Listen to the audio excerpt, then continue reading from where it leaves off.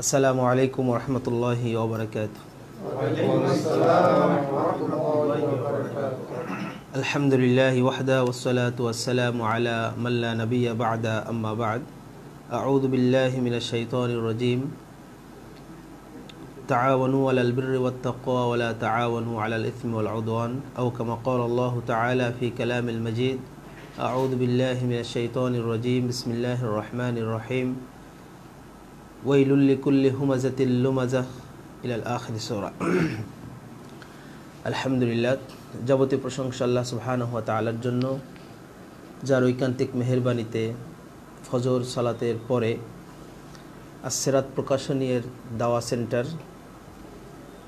রাজশাহী কার্যালয়ে আমরা কিছু দিনী ভাই একত্রিত হয়ে সাপ্তাহিক দার্সের প্রথম দার্স শুরু করার তৌফিক পেয়েছি।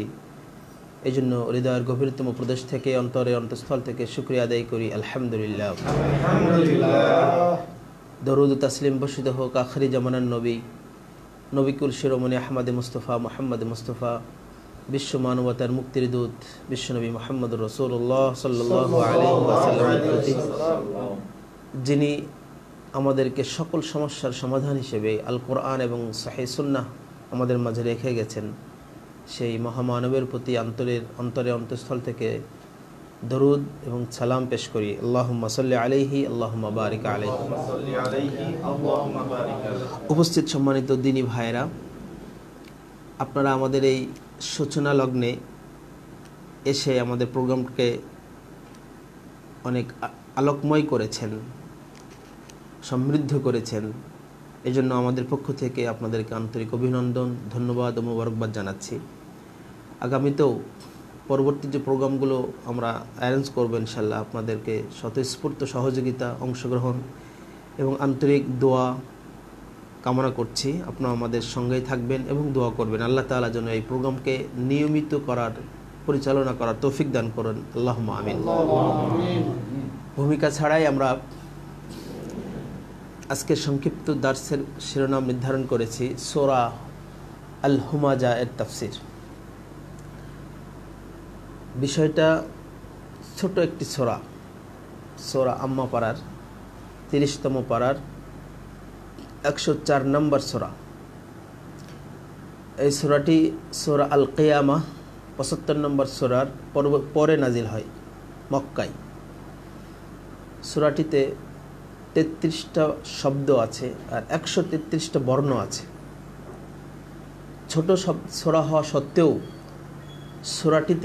সূরাটির মৌলিক আলোচ্য বিষয় সেই 1500 বছর আগে যেমন ছিল, আজও তার আবেদন সমানভাবে কার্যকর এবং কিয়ামত পর্যন্ত এই সূরাটির আবেদন, সূরাটির মূল ভাব সমানভাবে সুপ্রতিষ্ঠিত।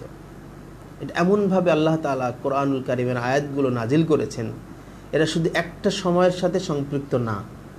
প্রত্যেকটা আয়াত যেন চিরভাষা, সর্বদা সকল যুগের সাথে সমানভাবে তাল মিলে চলতে পারে। এই সূরাটিতে মূলত দুটি বিষয়কে মানুষকে দৃষ্টি আকর্ষণ করা হয়েছে এবং এই দুটি বৈশিষ্ট্য যাদের মধ্যে পাওয়া যাবে তাদের পরিণাম কি সেটাও চোখে আঙুল দিয়ে আল্লাহ তাআলা দেখিয়েছেন এবং সেই পরিণামের ভয়াবহতা এত মারাত্মকভাবে আল্লাহ তাআলা এই সূরাতে চিত্রায়িত করেছেন, যা খুব গভীরভাবে দৃষ্টি দিলে আমরা একজন ঈমানদারের মনটা অবশ্যই নাড়া দেবে এবং এখান থেকে শিক্ষার আমাদের জন্য অনেক পথ আল্লাহ তাআলা বাতলে দিয়েছেন। তো সূরাটির মূল আলোচ্য বিষয় হলো দুটা। একটা হলো প্রকাশ্যে এবং অপ্রকাশ্যে নিন্দা করা, আর একটা হলো এমনভাবে সম্পদ জমা করা বা সম্পদের প্রতি এতই লোভ প্রয়ণতা হওয়া যে সম্পদ বারবার গণনা করতে আমরা মন চাই, গণনা করি, বারবার ব্যাংক স্টেটমেন্ট তুলে আমরা দেখি কত টাকা হলো, কত টাকা বাড়লো। এই যে একটা চরিত্র, এই যে দুটা দিক আমাদের সমাজের মানুষের মাঝে ব্যাপক আকার ধারণ করেছে। এই বিষয়গুলো ছিল সেই রাসূলুল্লাহ সাল্লাল্লাহু আলাইহি ওয়াসাল্লামের সেই সময়ে এই দুটো বৈশিষ্ট্য মানুষের মাঝে ছিল। আল্লাহ তাআলা এই দুটি বৈশিষ্ট্যকে মূলোৎপাটন করার জন্য আল্লাহ তাআলা এই কোরআনুল কারিমে ছোট্ট এই সূরাটি নাজিল করেছিলেন। আল্লাহ রাব্বুল আলামিন এই সূরার প্রথমেই বলছেন ওয়াইলুল লিকুল্লি হুমাযাতিল লুমাযাহ। ওয়াইল শব্দটি কোরআনুল কারিমের অনেকগুলো সূরাতে বর্ণিত হয়েছে। আমরা জানি সূরা আল মুরসালাত, এই ওয়াইল শব্দটা কিন্তু অনেকবার উল্লেখ করা হয়েছে। যেমন সূরা আর রহমানে ফাবিআইয়ি আলাই রাব্বিকুমা তুকাদ্দিবান, এরকম সূরা আল মুরসালাতে এই ওয়াইল শব্দটি বারবার আল্লাহ তাআলা উল্লেখ করেছেন। আমরা সহজ একটা আয়াত জানি, ফাওয়াইলুল লিল মুসাল্লিন, সূরা আল মাউনের, মুসল্লিদের জন্য দুর্ভোগ, মুসল্লিদের জন্য ভয়াবহ ওয়াইল। ওয়াইল মূলত এটা জাহান্নামের উপত্যকা, আমি সেটা বলবো পরে। আমরা প্রথমত সূরাটির অনুবাদ, সরল অনুবাদ আমরা শুনি, তারপর আমরা মূল আলোচনায় তাফসিরে যাব ইনশাআল্লাহ। আল্লাহ তাআলা এই সূরাতে যে বিষয়গুলো বলতে চাইলেন, আউযু বিল্লাহি মিনাশ শাইতানির রাজিম, বিসমিল্লাহির রহমানির রহিম, ওয়াইলুল লিকুল্লি হুমাযাতিল লুমাযাহ, যে ধ্বংস হোক প্রত্যেক ওই সকল ব্যক্তি যারা সম্মুখে নিন্দা করে এবং পিছনে নিন্দা করে, পশ্চাতে নিন্দা করে। যারা পিছনে নিন্দা করে এবং সামনে নিন্দা করে তাদের জন্য ধ্বংস, তাদের জন্য দুর্ভোগ, তাদের জন্য ভয়াবহ, তাদের জন্য ওয়াইল নামক জাহান্নামের উপত্যকা আল্লাহ তাআলা হুমকি দিলেন। পরে আয়াতে আল্লাহ তাআলা বলছেন আল্লাযী জামাআ মালা ওয়া আদ্দাদা, যে অর্থ জমা করে এবং বারবার গণনা করে। আল্লাযী জামাআ মালা ওয়া আদ্দাদা ইয়াহসাবু আন্না মালাহু আখলাদা, এবং সে ধারণা করে যে এই সম্পদ, এই অর্থ তাকে চিরদিন বাঁচিয়ে রাখবে, চিরদিন চিরস্থায়ী করে রাখবে। কাল্লা লা ইউমবাদান্না ফিল হুতামা, কখনোই নয়, কখনোই নয়, সে অবশ্যই নিক্ষিপ্ত হবে হুতামায়। ওয়ামা আদরাকা মাল হুতামা, হুতামা আপনি কি জানেন হুতামা কি? নারুল্লাহিল মুকাদা, সেটা হলো আল্লাহর প্রজ্বলিত আগুন। আল্লাতী তাত্তালিউ আলাল আফইদা, যা হৃদয় অভ্যন্তরে প্রবেশ করবে, হৃদয়কে জ্বালিয়ে দিবে। ইন্নাহা আলাইহিম মুসাদা, নিশ্চয় তা আগুন, নিশ্চয় এই আগুন তাদের উপর বন্ধ করে দেওয়া হবে চতুর সাইড থেকে। ফি আমাদিম মুমাদ্দাদা, এবং উঁচু উঁচু স্তম্ভসমূহ। এই সরল অনুবাদের পরে আমরা মূল আলোচনাতে প্রবেশ করব। আমরা বেশিক্ষণ আলোচনা করব না, যেহেতু আমরা সকলেই ব্যস্ত। প্রথমত বিষয় হলো সম্মুখে হুমাজা এবং লুমাজা, সম্মুখে সামনে এবং পিছনে নিন্দা করা। এই নিন্দা করার বিষয়টি আমাদের সমাজে এখন একটা মজ্জাগত স্বভাবে পরিণত হয়েছে। আলেম ওলামা থেকে শুরু করে সাধারণ জনগণ, রিক্সা চালক, ভ্যান চালক, অটো ড্রাইভার, সিএনজি চালক, দুইজন এক জায়গায় বসলেই একজন আরেকজনের বিরুদ্ধে আমাদের যে গল্প করার যে একটা মিষ্টির মতো স্বভাবে পরিণত হয়েছে, এটা করলে আমি খুব মজা পাই। আমার শত্রুপক্ষের বিরুদ্ধে কেউ কথা বলতে পারলে আমি তৃপ্তি বোধ করি, খুব আনন্দ ফিল করি, তাই না? মানে তার বিরুদ্ধে আমি কিছু বলতে পারছি, এই জন্য আমার অনেক খুশির অনেক কিছু আনন্দের। সে হতে পারে আমার আপন ভাই বা আমার মনের বিরুদ্ধে কেউ। এটা আমার মানবিক ত্রুটির কারণে এটা আমাদের মাঝে এটা একটা ব্যাপক সমস্যার সম্মুখীন হয়েছে আমরা, এবং এটা এখন বরং বলা যায় যে প্রকট আকার ধারণ করেছে সকল স্তরে, সকল স্তরে এই জিনিসটা এখন ব্যাপক আকার ধারণ করেছে। যেটা শুরু হয়েছিল রাসূলুল্লাহ সাল্লাল্লাহু আলাইহি ওয়াসাল্লামের যুগে, আয়ামে জাহেলিয়াতের যুগে। এই জন্যই এটাকে মূলোৎপাটন করার জন্য আল্লাহ তাআলা কিন্তু আপনার এই সূরাটি নাজিল করেছেন, ওয়াইলুল লিকুল্লি হুমাযাতিল লুমাযাহ। হুমাযা শব্দের আবিধানিক অর্থ হল আল কাসর, ভাঙ্গা, ভেঙে ফেলা হয়। আরবি বর্ণমালায় একটা শব্দ আছে হামজা, হামজা। এই অক্ষরটি ভগ্ন হওয়ার কারণে নামটা হামজা করা হয়েছে। এই হামজা থেকেই হুমাযা। কিন্তু হুমাযা শব্দের অর্থ হলো আর লুমাযা অর্থ হলো আত্তানু অদ্দরবু, আত্তানু অদ্দরবু, আঘাত করা বা প্রহার করা, আঘাত করা বা প্রহার করা। মূলত হুমাযা এবং লুমাযা একটা অর্থ হলো ভেঙে ফেলা আর একটা অর্থ হলো লুমাজা, অর্থ হলো আঘাত করা বা প্রহার করা। মূলত হুমাজা এবং লুমাজা দুটেই সিনোনিম বা সমর্থবোধক শব্দ, তবে প্রায়োগিক ক্ষেত্রে কিছু পার্থক্য আল্লাহ তাআলা এখানে করেছেন। যেমন যার অর্থ বলা যায় যে যারা হুমাজা মানুষের গীবত করে, মানুষের তহমত দেয়, পশ্চাতে নিন্দা করে, আমার বিরুদ্ধে যদি নিন্দা করা হয় তখন আমি শুনলে কিন্তু আমি মনে একটু আঘাত পাবো না, কষ্ট পাবো। এই যে আঘাত করা, এবং এই কারণেই কিন্তু মানুষের আরেকজনের সাথে আরেকজনের শত্রুতা, বন্ধুত্ব নষ্ট হয়ে যায়, শত্রুতা শুরু হয়, মনটা ভেঙে যায়। যার কারণেই হোমাজা এবং লোমাজা শব্দটির বাক্য চয়ন এবং বাক্যের যে প্রাঞ্জলতা আল্লাহ তাআলা এখানে উল্লেখ করলেন, এটা আসলে অভাবনীয়। এরপরে বলা হয়েছে যে আল হুমাজা বিল ফি'লি ওয়াল লুমাজা বিল লিসান। এখানে একটা মৌলিক পার্থক্য মুফাসসিরগণ বলেছেন যে হুমাজাটা কর্মের মাধ্যমে, লুমাজাটা মৌখিক কথার বলার মাধ্যমে। প্রকাশ্যে নিন্দা হয় কর্মের মাধ্যমে, আর লুমাজাটা হলো শব্দ বা কথা বলার মাধ্যমে। হুমাজা শব্দটির ব্যাখ্যায় আল্লাহ তাআলা একজন ব্যক্তিকে লক্ষ্য করে, একজন ব্যক্তির চগলখড়িকে লক্ষ্য করে এই আয়াতটি নাজিল করেছেন। তার নাম হলো ওয়ালিদ ইবনে মুগিরা। ধনকুবের ছিল জাহেলি যুগে, বিখ্যাত একজন ধনী ব্যক্তি ছিল। সে মানুষকে চগলখড়ি করে বেড়াতো, একজনের কথা আর একজনকে লাগিয়ে বেড়াতো, লাগিয়ে মানুষের ভিতরে দ্বন্দ্ব, ফাসাদ, গন্ডগোল এগুলো সৃষ্টি করত। তার এই চরিত্রে, এই চগলখড়ি চরিত্র, এই নামিমা উল্লেখ করতে গিয়ে আল্লাহ রাব্বুল আলামিন এই শব্দটি অন্য একটা আয়াতে বলছেন হাম্মাজিম মাশাইম বিনামিম, যে দোষারোপ করি যে একের কথা অন্যকে বলে বেড়ায়। হাম্মাজ, যে দোষারোপ করি যে একের কথা অন্যকে লাগিয়ে বেড়ায়। এই আয়াত দ্বারা আল্লাহ তাআলা ওয়ালিদ ইবনে মুগিরাকে উদ্দেশ্য করেছেন। এই শব্দ থেকেই মিলে কিন্তু হুমাজা।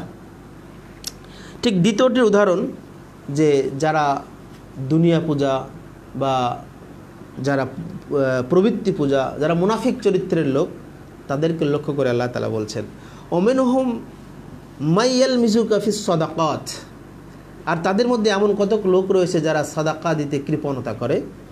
ফাইন উতু মিনহা রদু ওয়া ইল্লাম ইউতা মিনহা ইদাহুম ইয়াসখাতুন, যে তাদের মধ্যে কিছু লোক আছে যারা সাদাকা দিতে কৃপণতা করে, আবার তাদের ব্যাপারে তোমার প্রতি দোষারোপ করে, অথবা যদি তারা ওই সমস্ত সাদাকা হতে কিছু অংশ তাদেরকে দেওয়া হয় তারা সন্তুষ্ট হয়, আর যদি দেওয়া না হয় তাহলে তারা অসন্তুষ্ট হয়। এই আয়াতটি মূলত রাসূলুল্লাহ সাল্লাল্লাহু আলাইহি ওয়াসাল্লামের বিরুদ্ধে দোষারোপকারী মক্কার নেতা আখনাস বিন শারিক, ওয়ালিদ বিন মুগিরা, উবাই বিন খালাফ প্রমুখের উদ্দেশ্যে আল্লাহ তাআলা নাজিল করেছিলেন এই ওয়াইলুল লিকুল্লি হুমাজাতিল লুমাজা আয়াতটি। তো এই প্রকাশ্য নিন্দা করা, অপ্রকাশ্য নিন্দা করা রাসূলুল্লাহ সাল্লাল্লাহু আলাইহি ওয়াসাল্লামের যুগে যেমন নিষিদ্ধ ছিল, এখনও নিষিদ্ধ, আগামী কিয়ামত পর্যন্ত এই বদ অভ্যাসটা, বদস্বভাবটা নিষিদ্ধ থাকবে। তবুও মানবিক ত্রুটির কারণে মানুষের মাঝে এই গুণগুলো থেকে যায়, রয়ে যায়। এই জন্য বারবার কোরআনুল কারীম পাঠ করতে হয়, পাঠ করে আমাদেরকে এইগুলো থেকে বিরত থাকার চেষ্টা করতে হয়। ওয়াইলুল লিকুল্লি হুমাজাতিল লুমাজা, এই ব্যাখ্যায় আমরা দেখব ওয়াইল শব্দটি এটি কালিমাতু ওয়াঈদ, ধমক স্বরূপ একটি বাক্য। আল্লাহ তাআলা ধমক দিয়ে কথাটা বললেন, ওয়াইলুন তাদের জন্য, ওয়াইল ধ্বংস, দুর্ভোগ তাদের জন্য, দুর্ভোগ। এই ওয়াইল শব্দের ব্যাখ্যা দিতে গিয়ে আবু সাঈদ খুদরি রাদিয়াল্লাহু তাআলা আনহু থেকে একটি হাদিস বর্ণিত হয়েছে, যেটা মুস্তাদরাক আলা সাহিহাইন এবং হাকিমের একটি গ্রন্থ 3972 নম্বর হাদিসে এসেছে। তিনি বলছেন যে ওয়াইলুল লিকুল্লি হুমাজাতিল লুমাজা ক্বালা আল ওয়াইলু ফি জাহান্নামি ইয়াহবি ওয়াদিন ফি জাহান্নামি ইয়াহবি বিহিল কাফির 40 খরিফান ক্বাবলা আই ইয়াফরুগা মিন হিসাবিন নাস।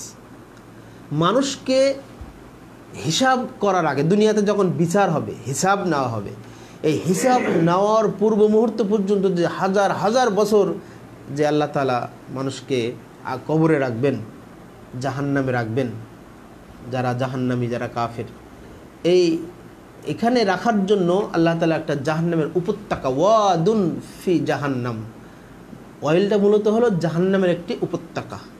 একটা স্থান, যেখানে উপত্যকা কাকে বলে, যেখানে ছোট ছোট দ্বীপ থাকে, তাই না? এরকম একটা জাহান্নামের একটা জায়গাকে বলা হচ্ছে ওয়াইল। যদিও ওয়াইল শব্দটির একটা ব্যাখ্যা বিশ্লেষণ করে রাজশাহী বিশ্ববিদ্যালয় থেকে একজন ভাই ওয়াইলের ব্যাখ্যা করেছেন, প্রায় 8 থেকে 9 পৃষ্ঠার একটা আর্টিকেল উনি লিখেছেন। উনি বিস্তারিত ওয়াইলের বিস্তারিত ব্যাখ্যা সেখানে দিয়েছেন। তো আমরা দেখব যে হুমাজা এবং লুমাজা শব্দটি মুফাসসির উলামায়ে কেরাম কি অর্থ করেছেন। দেখেন, আবুল আলিয়া একজন বিখ্যাত তাবেঈ, হাসান আল বসরি, রবি বিন আনাস, মুজাহিদ, আতা প্রমুখ উলামায়ে কেরাম তাবেঈ বিদ্বানগণ হুমাজা এবং লুমাজার ব্যাখ্যায় বলেছেন, হুমাজা আল্লাযী ইয়াগতাবু ওয়া ইয়াতআনু ফি ওয়াজহির রাজুল। হুমাজা হলো ওই ব্যক্তি যে মানুষের মুখের উপরে নিন্দা করে ও অপদস্থ করে, মানুষকে অসম্মান করে। মুখের উপরে নিন্দা বলতে আমরা কি বুঝি? সত্য হোক বা মিথ্যা হোক, মানুষের সামনেই এমন কথা বলা সে কষ্ট পায়, হেই তুমি এরকম না, এটা নিন্দা, তুমি এরকম কেন কথা বলো, এটা নিন্দা। আর লুমাজা হলো ইগতাবাহু মিন খালফিহি ইদা গাওয়া। আর লুমাজা হলো ওই ব্যক্তি যে পিছনে মানুষের নিন্দা করে, তথা ইগতাব ব্যবহার করেছেন তার অনুপস্থিতিতে, সে নাই, অথচ তাকে নিয়ে আমরা বিভিন্ন আলোচনা শুরু করলাম, যেটাকে বলা হয় গীবত। গীবত পরে আসছে। কাতাদা একজন বিখ্যাত তাবেঈ, তিনি বলছেন, আম্মাল হুমাজা, হুমাজা হলো ফাআকুলু লুহুমুন নাস, ফাআকালা লুহুমুন নাস, মানুষের গোশত ভক্ষণ করা। হুমাজা হলো মানুষের গোশত ভক্ষণ করা। গোশত ভক্ষণ করে কোনটা? আল্লাহ তাআলা অন্যত্র বলছেন, ইয়া আইয়ুহাল্লাযীনা আমানু আমানু ইন্না কাসীরাম মিনাদ-দন, হে ঈমানদারগণ, ইয়া আইয়ুহাল্লাযীনা আমানু, হে ঈমানদারগণ, তোমরা পরস্পরের দোষ অন্বেষণ করো না। ওয়ালা ইয়াগতাব বা'দুকুম বা'দা আইয়ুহিব্বু আহাদুকুম আইয়াকুলা লাহমা আখিহি মাইতান ফাকারিহতুমু।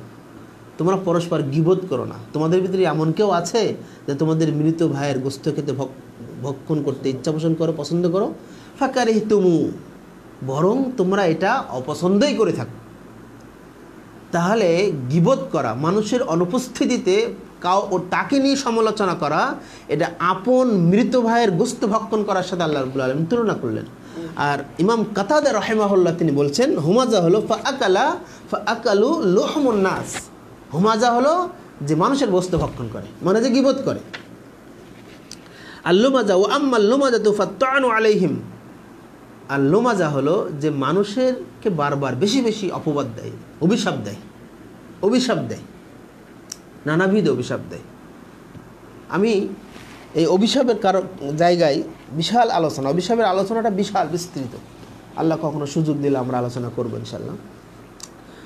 তো কিছু কিছু রিক্সা চালক দেখবেন বা কিছু কিছু ভিক্ষুক দেখলে দেখবেন, ডাকছে যদি ভিক্ষা দেওয়া না হয়, তারা এমনি নানাবিধ অভিশাপ দিয়ে দেয় না? দেখবেন না, অনেকের ক্ষেত্রে এরকম দেখা যায়। আসলে ইসলাম সম্পর্কে ন্যূনতম ধারণা না থাকার কারণেই কিন্তু এগুলো হয়েছে। অভিশাপ দেওয়া যাবে না। আল্লাহ তাআলা অভিশাপ দিয়েছেন কাদেরকে? লানাতুল্লাহি আলা রাশি ওয়াল মুরতাশি, ঘুষ নেওয়া এবং দেওয়া উভয়কের প্রতি আল্লাহ লানত করেছেন। আল্লাহ লানত করেছেন কার উপরে? যে টাকনু নিচে প্যান পরে তার উপরে লানত করেছেন, যে সুদ খায় তার উপরে লানত করেছেন। কিন্তু এমনি স্বাভাবিকভাবে মানুষ যারা বেশি বেশি অভিশাপ দেয় মানুষকে, তারাও কিন্তু লুমাজার অন্তর্ভুক্ত। লুমাজা মানে নিন্দা করা, মানে কি বেশি, এটাকে অভিশাপ দেওয়ার অন্তর্ভুক্ত, এটাও লুমাজার অন্তর্ভুক্ত, এটাও প্রকাশ্য অপ্রকাশ্য নিন্দার অন্তর্ভুক্ত।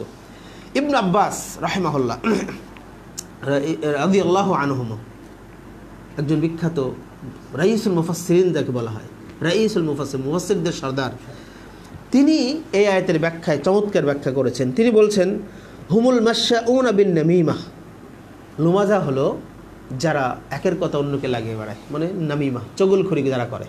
দেখেন, এই একটা শব্দের ভিতরে এই সংক্রান্ত যা কিছু আছে সবই ইনক্লুড করেছেন উলামায়ে কেরাম, সালাফগণ, যে হুম মাশাউনা বিন নামিমা, হুমাজা হলো যারা মানুষের চগলখড়ি বেড়ায়, একজনের কথা আর একজনকে বলে বেড়ায়, একজনের দোষ আর একজনের কান ভাঙায়, বা একটা কথা যেটা না, যতটুকু হয়েছে তার চেয়ে আরও রং চড়িয়ে আরও বিভিন্ন নানাবিধ কথা তার সাথে যুক্ত করে লম্বা করে তার মিথ্যা কথা বলে। তারপরে বলছে আল মুফসিদুনা বাইনাল উহিব্বাহ, এবং বন্ধুদের মধ্যে ভাঙন সৃষ্টি করে। দীর্ঘদিন একসাথে পথে চলা, একসাথে চলাফেরা করা, একসাথে ব্যবসা করা, একসাথে লেনদেন করা, হঠাৎ তৃতীয় পক্ষ এসে তাদের মাঝে এমন কিছু বিষ ঢুকিয়ে দিল, এই বন্ধুত্বের ফাটল তৈরি হয়ে গেল। এইটাও হলো লুমাজা এবং হুমাজা এবং লুমাজার অন্তর্ভুক্ত। বলছে যে আল মুফসিদুনা বাইনাল উহিব্বাহ, ভালোবাসা বন্ধুত্বের মধ্যে ফাটল তৈরি করা। আল বাগুনা লিল বারাই লিল আইব, এবং নির্দোষ ব্যক্তির দোষ অন্বেষণ করা, এটাও কিন্তু হুমাজা এবং লুমাজা এই সূরার অন্তর্ভুক্ত।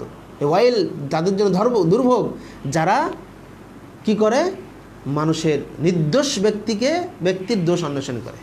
একজন আমাদের বাংলাদেশে যে ব্যবস্থাপনাটা আমরা দেখি, যে একজন নির্দোষ মানুষকে কীভাবে দোষী সাব্যস্ত করা হয়। পুলিশেরা কি করে, যে তার ব্যাগের ভিতরে পেন্সিল দিয়ে ইয়াবা দিয়ে তাকে নির্দোষ মানুষকে ধরে নিয়ে যাচ্ছে।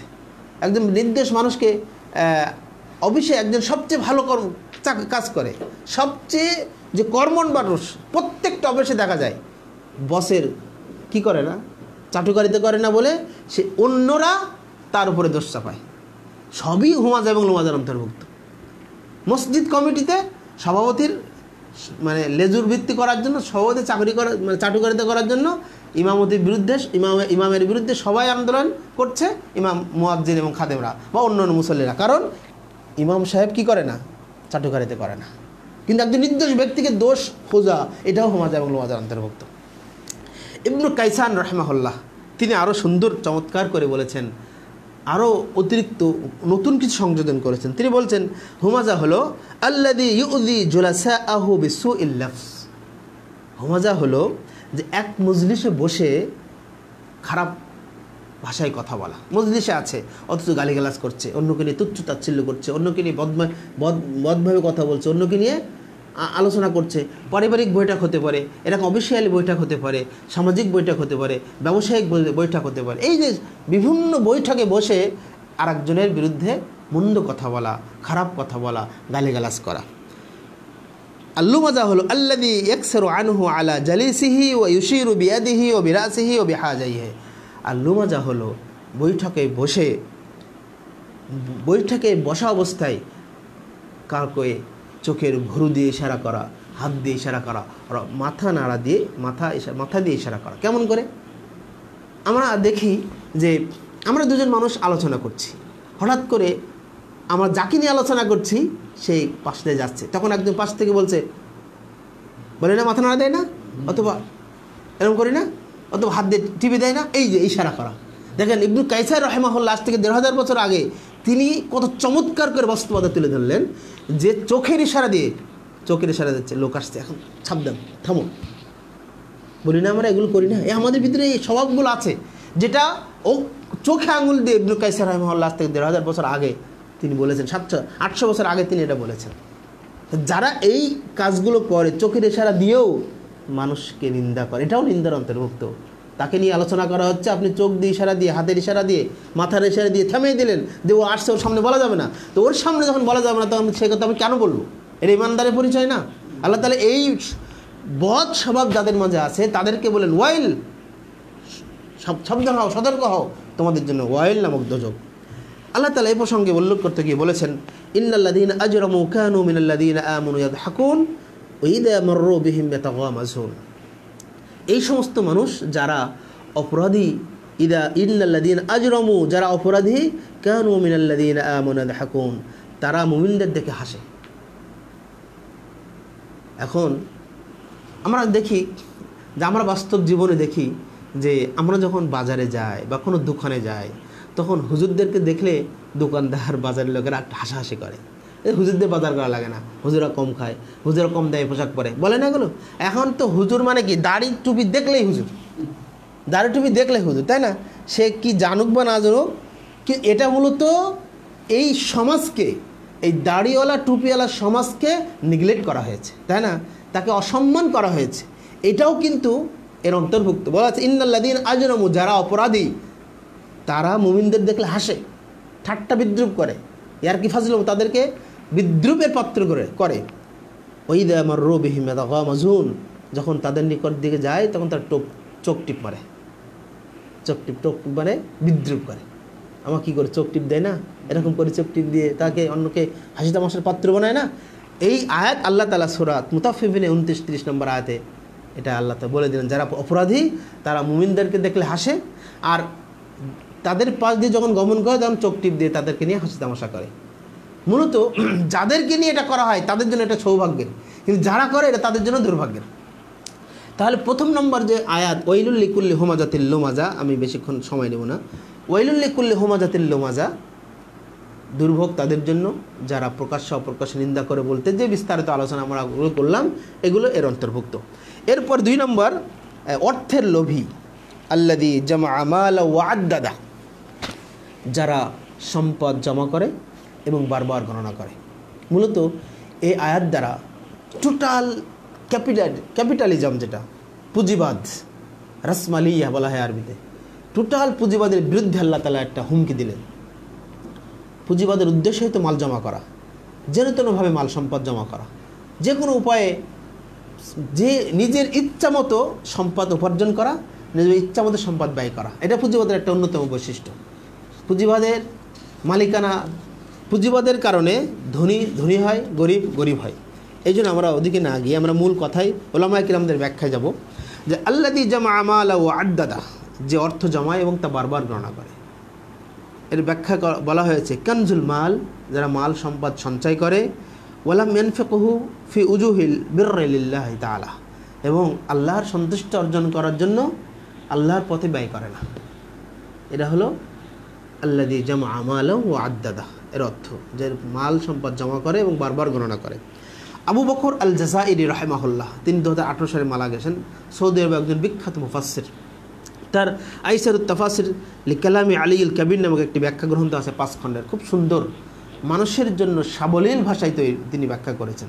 যারা একটু আরবি বোঝেন, বইটা পড়লে তারা আপনারা খুব সহজেই বুঝতে পারবেন। তো উনি বলছেন জামআ মালান, জামআ মাল অর্থ কাসীরাম মিন হালাল ও হারাম, মালটা আমার অধিক পরিমাণ হওয়া চাই, সেটা হালাল হোক বা হারাম হোক, কোন পন্থায় উপার্জন হচ্ছে এটা দেখার দরকার নেই। আমার মাল হালাল না হারাম দেখার দরকার নেই, মাল বেশি হওয়া যায়।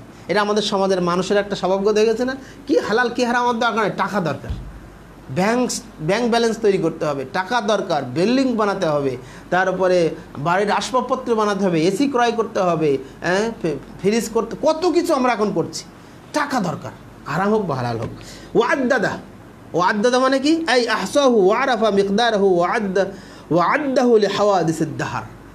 ওয়াদ্দাদা মানে যারা বারবার গণনা করে, অর্থাৎ মনে করে যা যুগের পর যুগ, মাসের পর মাস, সপ্তাহের পর সপ্তাহ, বছরের পর বছর শুধু গণনা করতে কত টাকা বাড়লো, মুনাফা কত হলো, ইন্টারেস্ট কত হলো, এটার কত বাড়লো, আরও কীভাবে বাড়ানো যায়, এই ধ্যান ধারণা, এই চিন্তা চেতনা যে সবসময় ব্যয় করে, সে হলো এই আয়াতের অন্তর্ভুক্ত বিষয়।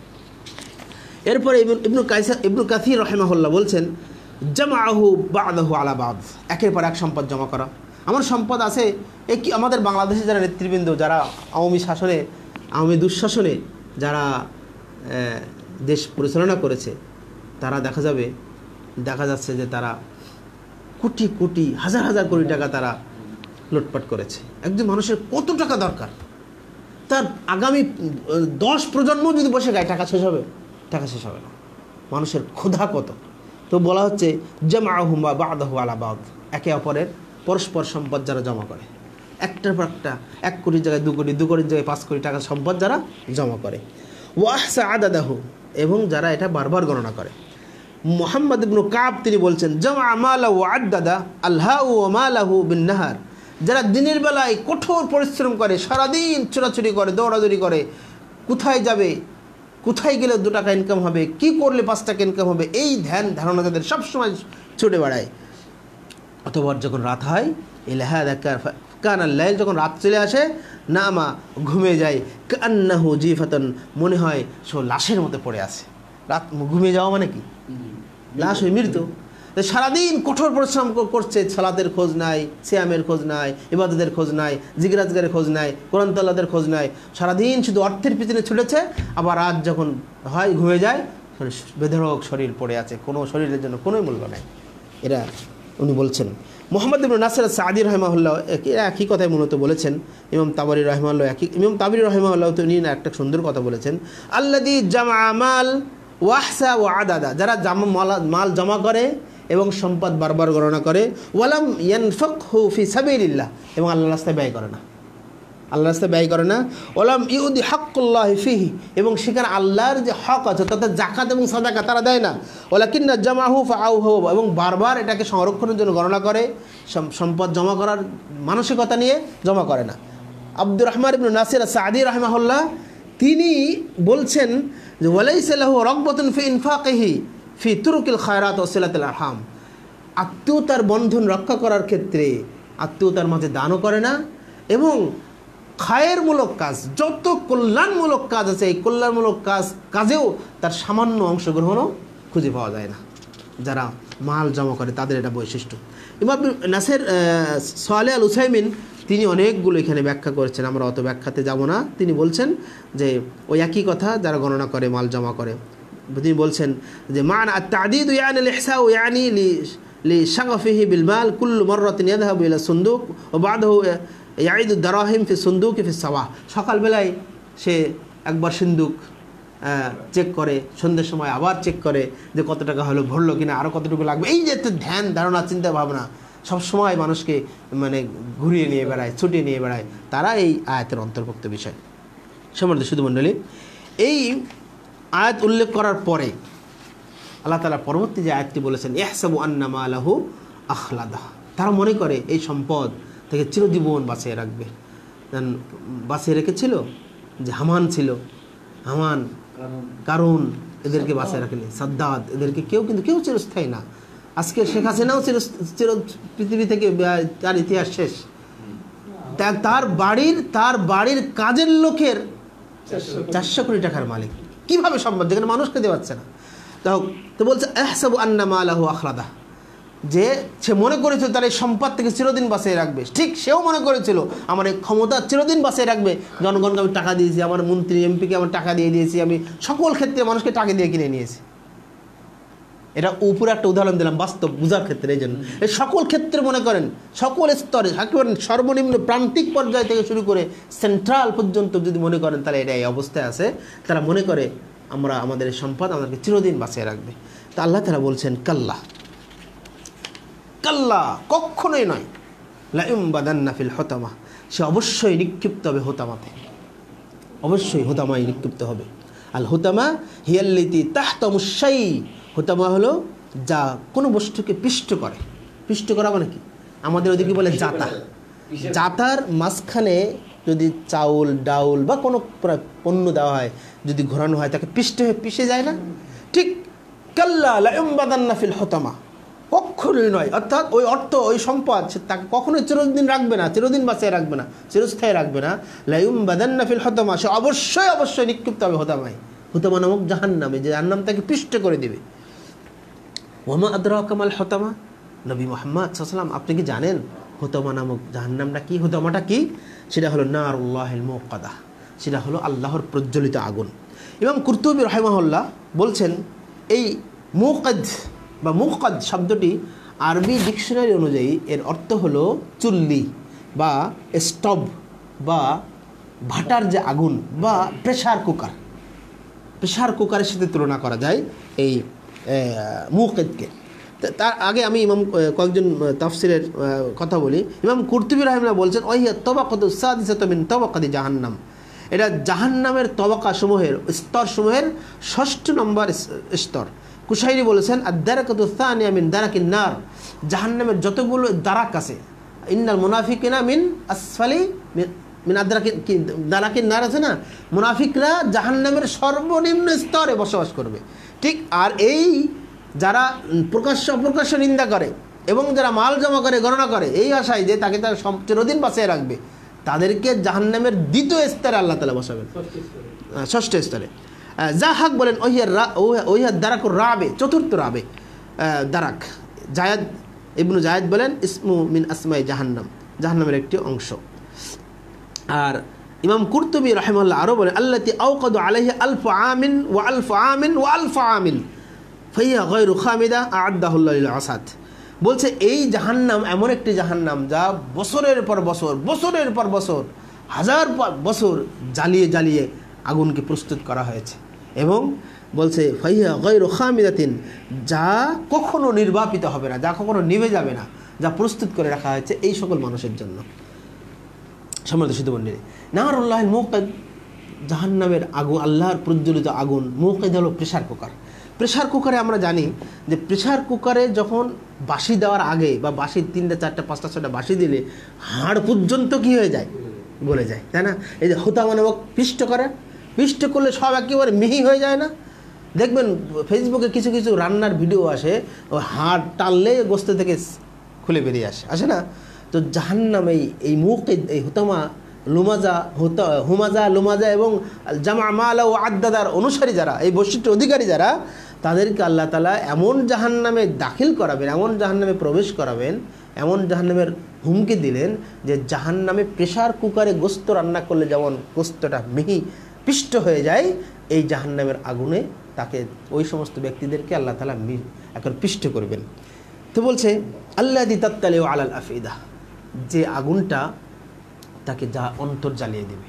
আমরা জানি মানুষের শরীরের কোনো মূল্য নাই যদি সেই শরীরে আত্মা না থাকে। আত্মা যখন শেষ হয়ে যায় শরীরে কোনো দাম আছে? তো গোটা শরীর জ্বলতে পুড়তে তার আগুন তার আত্মাকেও পুড়িয়ে দিবে। আত্মা পুড়িয়ে দিলে শরীরে আর কোনো অস্তিত্বই থাকবে না, অথবা যখন অস্তিত্বহীন হয়ে যাবে আবার তাকে আত্মা দিয়ে নতুন শরীর গঠন করা হবে, আবার শাস্তি দেওয়া হবে। এই ব্যাখ্যাই করেছেন মুহাম্মদ ইবনে কাব রাহিমাহুল্লাহ। তিনি বলছেন তাকুলুন নারু জামউ মা ফি আজসাদিহিম, সকল শরীর খেয়ে ফেলবে, হাত্তা ইদা বালাগাত ইলাল ফুয়াদ, এমনকি তার অন্তর পর্যন্ত পৌঁছে যাবে। খুলিকু খালকান জাদীদান, যখন অন্তর জ্বালিয়ে দেবে শরীর শেষ, তখন খুলিকু সৃষ্টি করা হবে, খালকান জাদীদান নতুন রূপে, অথবা আবার তার উপরে ওই শাস্তি শুরু হয়ে যাবে। এটা চলতে থাকবে চিরস্থায়ী, চিরন্তন, চিরজীবনের জন্য, যে শাস্তির কোনো শেষ হবে না। আল্লাতী তাত্তালিউ আলাল আফিদা, যারা হুমাজা এবং লুমাজা, যারা প্রকাশ্য নিন্দা করে, অপ্রকাশ্য নিন্দা করে, এবং যারা মাল সম্পদ জমা করে এই আশায় বারবার গণনা করে যে সম্পদ থেকে চিরদিন বাঁচিয়ে রাখবে। ইন্নাহা আলাইহিম মুসাদা, নিশ্চয়তা সেই আগুন বন্ধ করে দেওয়া হবে, উপর থেকে বন্ধ করে দেওয়া হবে। আমরা জানি ঢাকনা, যে প্রেশার কুকারের ঢাকনাটা যদি না দেওয়া হয় তাহলে কি পিষ্ট হবে? সিদ্ধ হবে গোস্ত? সিদ্ধ হবে না। এই জন্য এই জাহান্নামের আগুনকে আল্লাহ তাআলা বন্ধ করে দিবেন, মুখটাকে বন্ধ করে দিবেন, যাতে করে পৃষ্ঠটা কি আরও সুন্দর করে হয়। বলছে মুতবিকাতুন মুগলিকাতুল আবওয়াব বিলা মুখাল্লাসু লাহুম মিনহা, চারদিক থেকে দরজা বন্ধ করে দেওয়া হবে যাতে খুলে যাওয়ার কোনো সম্ভাবনা না থাকে। খুলে গেলে তো আর বাঁশি দিবে না, আর বাঁশি দিলে না দিলে তো আর সিদ্ধ হবে না। আল্লাহ তাআলা এই অংশে এসে বলছেন কুল্লামা আরাদু আইয়াখরুজু মিনহা ওয়াইদু ফিহা, তারা চাইবে বেরিয়ে আসার জন্য, ওই জাহান্নামে যারা থাকবে ওখান থেকে বেরিয়ে আসার ইচ্ছা করবে, কিন্তু যখনই তারা বেরিয়ে যাওয়ার ইচ্ছা করবে ওয়াইদু ফিহা, তখন তাদেরকে বলে ফিরে যাও, তোমাদের আসার কোনো সুযোগ নাই। আর তারপর ফিরে যাও, তোমরা যে পাপ করেছিলে, প্রকাশ্য নিন্দা করেছিলে, জমা সম্পদ জমা করেছিলে, ওয়াকিল লাহুম, বলা হবে যুকু, তোমরা আচ্ছাদন করো আযাবান নার, জাহান্নামের এই আযাব, শাস্তি, আল্লাযী কুনতুম বিহি তুকাদ্দিবুন, যে দিনকে তোমরা অস্বীকার করেছিলে, আমরা অবিশ্বাস করেছিলাম। কিভাবে? আমরা অবহেলা করেছি, জাহান্নামের শাস্তি হবে। আমরা মনে মনে বিশ্বাস করি, কিন্তু ওটাকে ফিল করি না, অনুভব করি না, ওনাকে মনোযোগ দেই না, ওটাকে মেনে নেওয়ার চেষ্টা করি না। তারপরে বলছে যে ওই জাহান্নামের ওই আগুন যখন জ্বলবে, সমস্ত সাইড থেকে যখন বন্ধ করে দেওয়া হবে প্রেশার কুকারের মতন, তখন কি করা হবে? তখন তার বের হতে চাইবে। তখন আল্লাহ বলবেন যুকু, তোমরা আচ্ছাদন করো, ভোগ করো, খাও, আচ্ছাদন করো, স্বাদ চেখে নাও জাহান্নামের আযাব কত কঠিন, আর যেদিনটাকে তোমরা কি আমার দুনিয়া থাকতে অস্বীকার করেছিলে। সেবন সুধমণ্ডলী, শেষ আয়াতে বলা হচ্ছে ফি আমাদিন মুমাদ্দাদা, এবং উঁচু উঁচু স্তম্ভসমূহ থাকবে। উঁচু উঁচু স্তম্ভসমূহ থাকবে কেন? এই কারণে যে যাতে করে আগুনের স্তম্ভ তৈরি করা হবে, ওলামায়ে কেরাম বলছেন, যাতে করে ওই প্রেশার কুকারের মুখ বন্ধ হয়ে না যায়, খুলে না যায়। আগুনের তীব্রতায়, তাপের প্রখরতায় যেন প্রেশার কুকারের মুখটা কি হয়ে না যায়, খুলে না যায়। খুলে গেলেই তো কি আর বাসি দিবে না, গোস্ত পিষ্ট হবে না, পণ্য পিষ্ট হবে না। অতএব ফি আমাদিম মুমাদ্দাদা, বড় বড় খুঁটি এখানে থাকবে, উঁচু উঁচু খুঁটি, এবং ওই খুঁটি দিয়ে ওই হুতামা নামক জাহান্নামের, পিষ্টকারী জাহান্নামের দরজা জানালা সব সুন্দর করে আটকে দেওয়া হবে, যাতে করে খুলে যাওয়ার সম্ভাবনা না থাকে, যাতে করে আযাবটা মানে খুব মজবুত করে প্রকৃতপক্ষে প্রকৃত আযাবটা তাকে দেওয়া যায়। আল্লাহ তাআলা আমাদেরকে এই সূরাটির মাধ্যমে যে দুটো বৈশিষ্ট্য বদ স্বভাবের কথা উল্লেখ করলেন, অথবা এই বদ স্বভাবধারী যারা বদ স্বভাবের বৈশিষ্ট্য যাদের ভিতরে পাওয়া যাবে তাদেরকে মানে তারা যেন ফিরে আসে, এই জন্য তাদের কিছু পরিণতির কথা উল্লেখ করলেন। এই পরিণতি আমাদের মধ্যে বারবার আলোচনা হওয়া উচিত। জাহান্নামের আযাবের ভয়াবহতা, একটা জাহান্নামের আযাবের ভয়াবহতা আমরা জানলাম, হুতামা, যা পিষ্ট করে দেয়। এই জাহান্নামের আগুনকে আমরা সহ্য করতে পারবো? দুনিয়ার আগুনে 1 মিনিট হাত দিলে আমাদের হাত পড়ে যাবে, সেই হাত আমরা সহ্য করতে পারবো না। অথচ জাহান্নামের যে আগুনকে বলা হচ্ছে আলফ আমিন আলফ আমিন আলফ আমিন, 3000 বছরের কথা বলা হচ্ছে, হাজার হাজার বছর যে আগুনকে পুড়িয়ে আল্লাহ তাআলা একেবারে সেই রকম করেছেন, সেই আগুনে আমরা কি 1 সেকেন্ড থাকতে পারবো? এই জন্যই তো রাসূল সাল্লাল্লাহু আলাইহি ওয়াসাল্লামের যুগে, এটা বলে শেষ করে দেবো ইনশাআল্লাহ, এই জন্যই তো রাসূল সাল্লাল্লাহু আলাইহি ওয়াসাল্লামের যুগে অপরাধ করেও সকলের সম্মুখে অপরাধ স্বীকার করতে কুণ্ঠাবোধ করেনি। গামিদী গোত্রের মহিলা এই যে বলল, আল্লাহ রাসূল আমি জিনা করেছি, আমাকে পবিত্র করুন। হ্যাঁ, জিনা করেছি, আমি পবিত্র করুন। আমি গর্ভবতী হয়ে গেছি, আমার গর্ভের সন্তান নষ্ট, অপবিত্র, আমাকে পবিত্র করুন। আল্লাহ নবী তাকে বলছেন, যাও তুমি গর্ভবতী হয়েছে, গর্ভপাত করে আসে পরে আসো, এ আমরা জানি। সেক্ষেত্রে গর্ভ শেষ হওয়ার পরেও আসে, বলছে যে আমার বলছে না, তুমি যখন দুধ পান করার পরে ছেড়ে দেবে তখন আসবা। দুধ পান করার পরে এসে যখন নিয়ে আসলো, আল্লাহ নবী সাল্লাল্লাহু আলাইহি ওয়াসাল্লাম তাকে ওই ছেলেটাকে আরেকজনের হাওলায় দিলেন, দিয়ে তাকে বুক পর্যন্ত পুঁতে পাথর মেরে হত্যা করার আদেশ দিলেন। হত্যা করা, তাকে পাথর মারা হলো। আব্দুল্লাহ বিন মাসউদ রাদিয়াল্লাহু আনহুমা বলছেন যে পাথর মারতে মারতে, অথবা আবু হুরায়রা সম্ভবত বলছেন যে পাথর মারতে হঠাৎ করে তার মাথা থেকে ফিনকি দিয়ে রক্ত এসে আমার গায়ে লাগলো। তখন আমি বললাম, সি সি সি আল্লাহ, তুমি এমন একজন জেনাকার নারীর রক্ত আমার গায়ে লাগালো? তখন আল্লাহ নবী বলে, মা হে আব্দুল্লাহ, হে আব্দুল্লাহ থামো, কি মনে করো তুমি কি জানো এই মহিলা যে তওবা করেছে, এই তওবাকে যদি গোটা দুনিয়ার মাঝে ছড়িয়ে দেওয়া হয় তবুও সবার জন্য যথেষ্ট হয়ে যাবে। সুবহানাল্লাহ। তাহলে জিনা করার পরেও পাপ স্বীকার করেছে, কারণ কি কিয়ামতের দিন সেই জাহান্নামের এই হুতামা নামক একটা জাহান্নামের আগুন, তো জাহান্নামের আগুন সে সহ্য করতে পারবে না। এই জন্যই এই চেতনাটা আমাদের দরকার।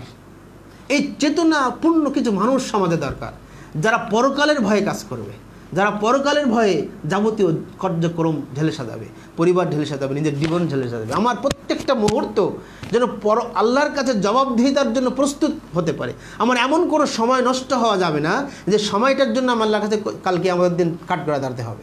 যেন প্রত্যেকটা সময় আমার গনিমত হয়, প্রত্যেকটা মুহূর্ত যেন আল্লাহর কাছে আমার জান্নাতে যাওয়ার পথেও হয়, এই চেষ্টা আমাদের করতে হবে। এমনি আর কি ফাজলামো করে অন্যের বিরুদ্ধে গীবত তমত করে সারা অর্থেরও দরকার আছে। সারাটা জীবন আপনি ছুটে চলে গেলেন অর্থের জন্য, আপনি আল্লাহকে বলে গেলেন না।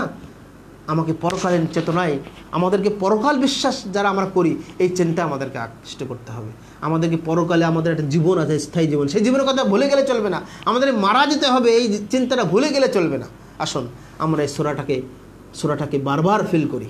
এই সূরাটি আমরাও পড়ি, সৌদি আরবের লোকেরাও পড়ে, এই সূরাটি আমিও পড়ি, আপনিও পড়েন। কিন্তু সূরাটির মর্ম বোঝার পরে যদি আপনি পড়েন, তাহলে অটোমেটিক আপনার হৃদয়াভ্যন্তরে একটা আলোড়িত হবে, একটা আলোড়ন সৃষ্টি হবে। এবং এই বিষয়গুলো বারবার যখন আপনি পড়বেন, তখন আপনার ভিতরে অন্তর্জগতে একটা আলাদা পরিবর্তন আসবে। আল্লাহ তাআলা আমাদের সকলকে কোরআনুল কারীম বুঝে পড়ার তৌফিক দান করুন এবং কোরআনুল কারীমের সকল বিধানকে মেনে চলার তৌফিক দান করুন। আল্লাহুম্মা আমিন। এখানে একটা সংশয় নিরসনটা করে দেই, সেটা হলো জামা মালা ও আদ্দাদা, যারা মাল জমা করে এবং গণনা করে। তার মানে কি মাল জমা করা যাবে না? প্রয়োজনীয় মাল আপনি জমা করেন। শর্ত দুটা জিনিস আছে, বারবার গণনা করা আর মনে করা এই সম্পদ আমাকে চিরদিন বাঁচিয়ে রাখবে। এই দুটা জিনিস থেকে না হলেই হলো। এই দুটা জিনিস আমার এই সম্পদ জমা করার উদ্দেশ্যের পিছনে সক্রিয়তা না থাকলেই হলো। আমি জমা করতেই পারি, আমার পরিবারের জন্য, আমার সন্তান করতেই পারি, সম্পদ বিল্ডিং করবো বা কিছু করব, এই জন্য আমি একটা ব্যবসা দাঁড় করবো, 2-5 লাখ টাকা জমা করতেই পারি। কিন্তু এই টাকায় কত টাকা হলো এই সম্পদ আমাকে চিরদিন, বা এই দুটা খারাপ জিনিস আমার এই জমা করার পিছনে সক্রিয় না থাকলেই হলো। আল্লাহ তাআলা আমাদেরকে বুঝার তৌফিক দান করুন। আল্লাহুম্মা আমিন। পরিশেষে আল্লাহর কাছে দোয়া করি, আল্লাহ আমরা যারা এই আলোচনা শুনলাম, আমি সহ আমাদের সকলকে এই আলোচনায় থেকে উপকৃত হওয়ার তৌফিক দান করুন। হোমাজা লুমাজা, প্রকাশ্য অপ্রকাশ্য নিন্দা এবং অপ্রয়োজনীয় সম্পদ জমা করা এবং বারবার গণনা করার যে বদভ্যাস, এরা যে কারণ ফেরাউনি অভ্যাস, এই অভ্যাস থেকে আমাদেরকে দূরে থাকা তৌফিক দান করুন আল্লাহুম্মা আমিন।